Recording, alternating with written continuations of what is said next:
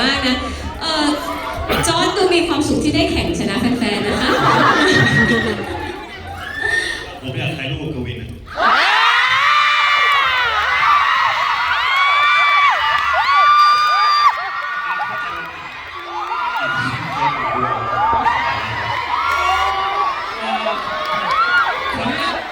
ถ่ายรูปดีๆก็